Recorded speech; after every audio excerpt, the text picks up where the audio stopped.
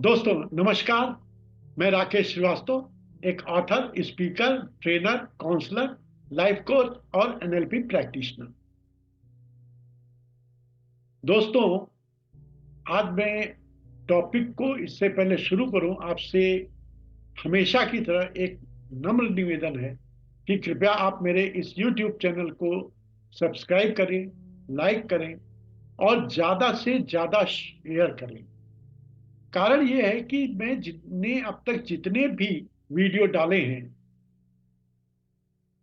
वो सारे के सारे किसी न किसी इंसान की जिंदगी को टच करते हैं। और ऐसे में अगर किसी भी इंसान की जिंदगी में एक सकारात्मक सार्थक परिवर्तन आ गया तो मैं अपने इस प्रयास को सफल मानूं। और इसमें आप लोगों की मदद मुझको बहुत चाहिए, और वो भी आपके शेयर के द्वारा। क्योंकि ये जितने भी लोगों के सामने वीडियो जाएगा, हो सकता है कि जिसको इस वीडियो की जरूरत हो उसके सामने ये वीडियो चला गया तो उसकी जिंदगी बदल जाएगी। तो दोस्तों, मैं आता हूं आज के विषय पर। इससे पहले मैं विषय शुरू करूं, मुझे एक चीज याद आ गई।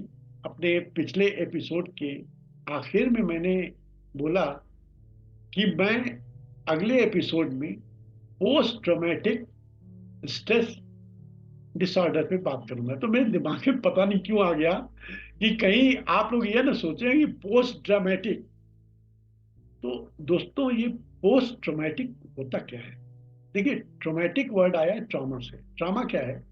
एक हादसा, सदमा, ऐसी घटना जो आपके सबकॉन्शियस माइंड को बुरी तरह से प्रभावित करती है। या आप यूं कह लीजिए कि आप पूरा अंदर तक एकदम हिल जाते हो। ऐसी घटना, ये घटना कुछ भी हो सकती है।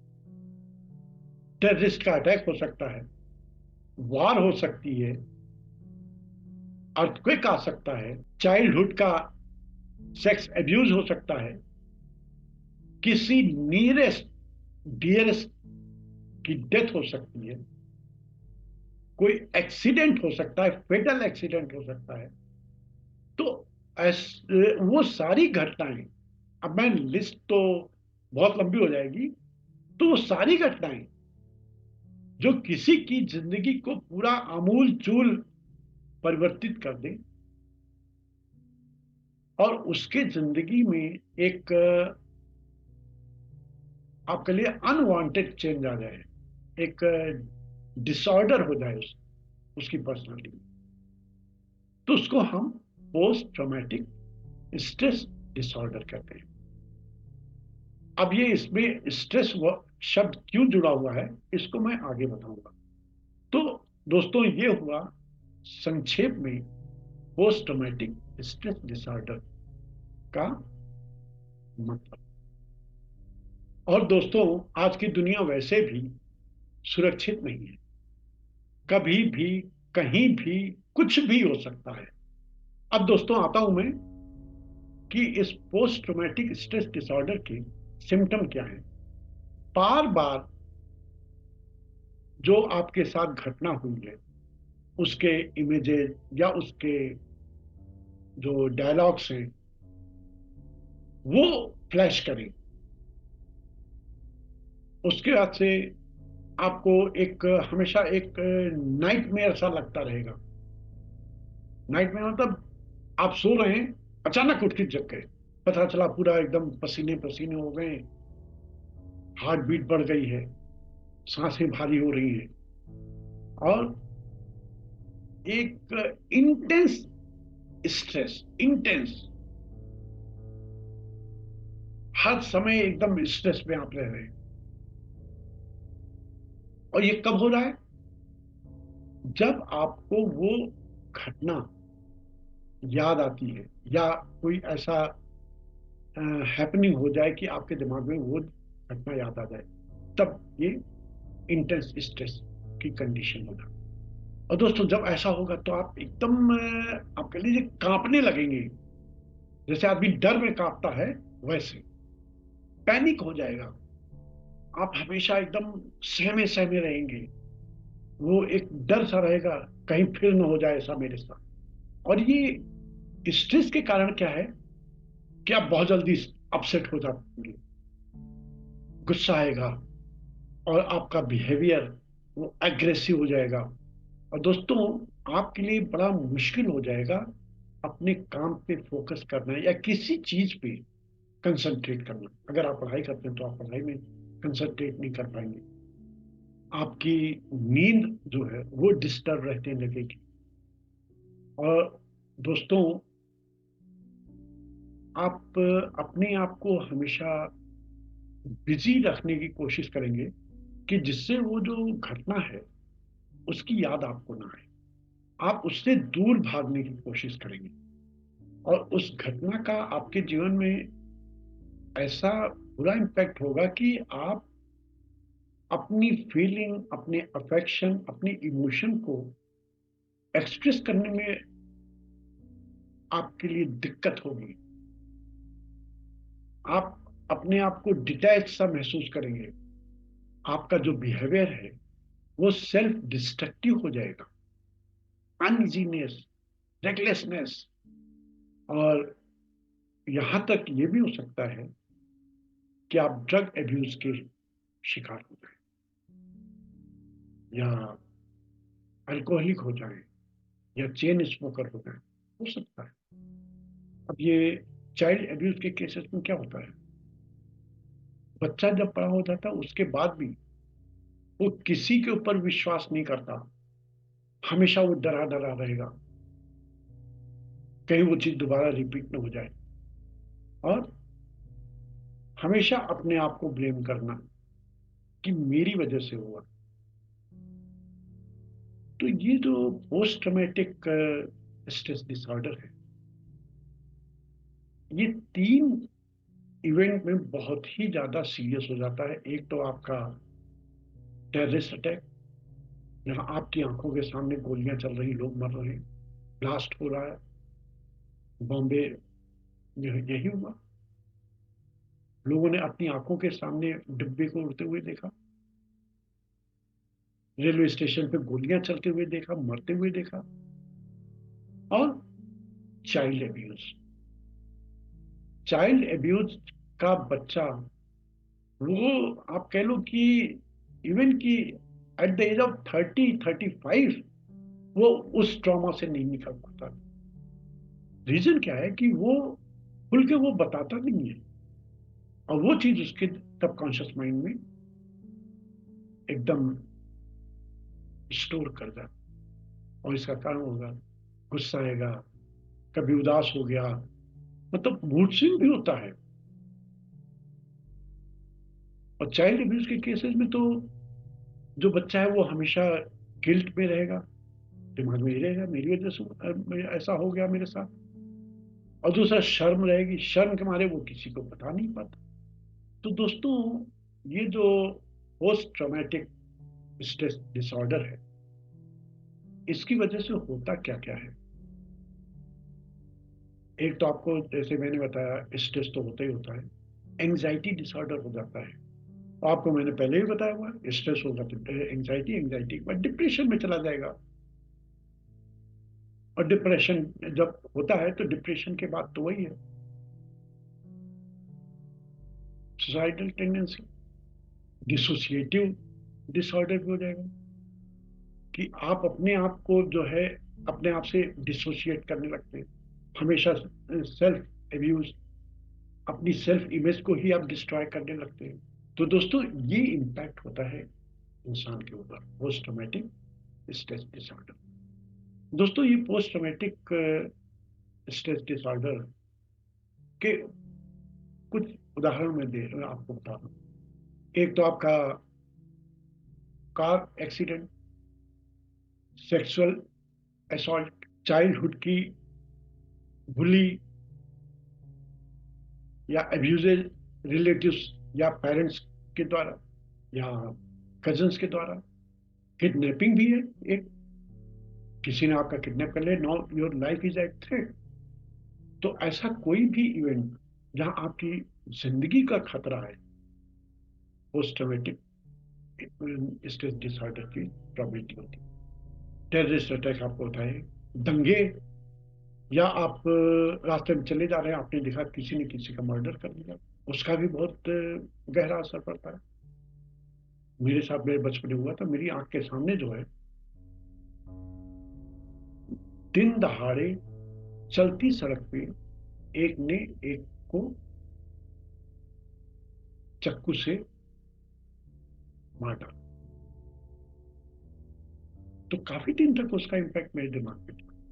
या आप कहीं ऐसी जगह जॉब कर रहे हैं जहां पे लाइफ थ्रेट है, जैसे माइन, ऑर्डिनेंस फैक्ट्री या क्रैकर्स फैक्ट्री। आए दिन आप न्यूज में देखते होंगे, यहाँ पटाखे की फैक्ट्री में आग, वो धमाका हुआ या आग लग गई, इतने लोग मर गए। अब वो उसमें सरवाइव क्या होगा, उसकी मेंटल कंडीशन आप इमेजिन कर सकते हैं। आपका नेचुरल डिजास्टर,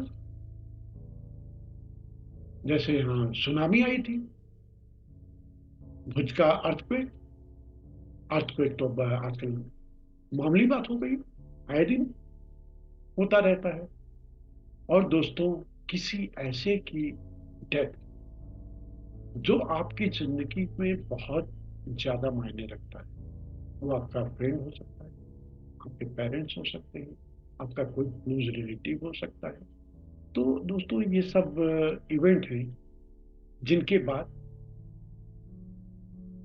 किसी को भी पोस्ट ट्रॉमेटिक स्ट्रेस डिसऑर्डर हो सकता है। दोस्तों, ये पोस्ट ट्रॉमेटिक स्ट्रेस डिसऑर्डर किनको होने के चांसेस ज्यादा रहे? पहला, जिनकी जिंदगी में बार बार कोई न कोई जो है एक आप कह लीजिए कि जो ट्रोमेटिक इवेंट होते रहते हैं, बार बार एक्सीडेंट हो रहा, एक के बाद एक डेथ हो गई घर में, और उसके बाद वो जो इमोशनली वीक थे, जो बहुत जल्दी कह लीजिए रोने लगते हैं, बहुत जल्दी टूट जाते हैं, जो जरा सा भी स्ट्रेस पड़ा तो वो अपने आप को कंट्रोल नहीं कर पाते। और ऐसे लोग जो, जिनका आप कह लीजिए कि होते हुए भी न उनको फैमिली सपोर्ट मिलता है, न आपका फ्रेंड्स का सपोर्ट मिलता है, और प्रोफेशनली सपोर्ट भी नहीं मिलता, ऐसे लोग भी पोस्ट ट्रॉमेटिक स्ट्रेस डिसऑर्डर के शिकार हो सकते हैं। अब लोग कहेंगे कि ऑर्फेन्स के बच्चे जो अनाथ हैं, अनाथ बच्चे बहुत मजबूत होते हैं, क्योंकि जब वो आंख खोलते हैं तो वो एडवर्सिटी में आंख खोलते हैं, कोई भी चीज उनके फेवर की नहीं होती है, तो वो आंख खोलने के साथ ही स्ट्रांग हो जाते हैं। और जब वो धीरे धीरे बड़े होते हैं, समझ आने लगती, तो उनको वो समझ जाते हैं कि इस जो मेरे साथ हुआ, इससे बुरा कुछ भी नहीं हो सकता। तो वो बहुत मजबूत होते हैं, वो एटलीस्ट हमसे आपसे 1000 गुना मजबूत होते हैं। और वो लोग भी इसके शिकार हो सकते हैं जो पहले डिप्रेशन या एंजाइटी के पेशेंट रहे हों। अब दोस्तों, ये पोस्ट ट्रॉमेटिक स्ट्रेस डिसऑर्डर के साथ साथ आप किसी और डिसऑर्डर के भी अगर शिकार हो गए तो बड़ी कॉम्प्लेक्स सिचुएशन हो जाती है। जैसे आप अपने इमोशंस को कंट्रोल नहीं कर पाते हो, उसमें आपको दिक्कत होती है। इसमें आप कह लीजिए कि आप बाइपोलर पर्सनालिटी डिसऑर्डर और बॉर्डरलाइन पर्सनालिटी डिसऑर्डर के ऑलरेडी पेशेंट हैं, और आपके साथ कोई ट्रॉमेटिक इवेंट हो, then it will be crucial.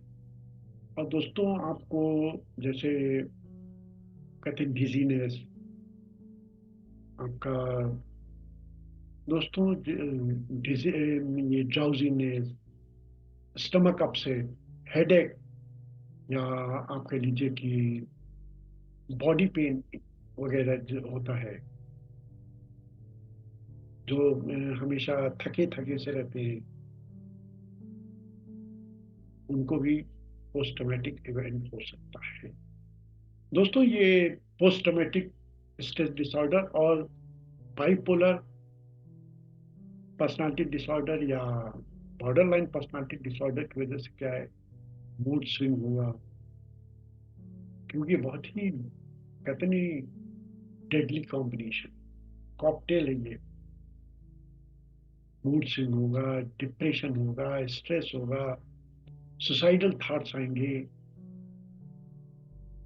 आप किसी को ट्रस्ट नहीं करोगे, आप रिलेशनशिप से दूर भागोगे, तो वो सारी चीजें होने लगेंगी। और ऐसे में कोई भी ट्रॉमेटिक इवेंट आपके लिए बहुत ही खतरनाक। अब ये जो पोस्ट ट्रॉमेटिक स्ट्रेस डिसऑर्डर से जो सफर कर रहा है, उसको करना क्या चाहिए? उसको सेल्फ केयर, उसको बहुत जरूरी है। अपनी देखभाल खुद करिए। आप अपने ब्रीदिंग पे फोकस करिए, कहते हैं प्राणायाम करिए।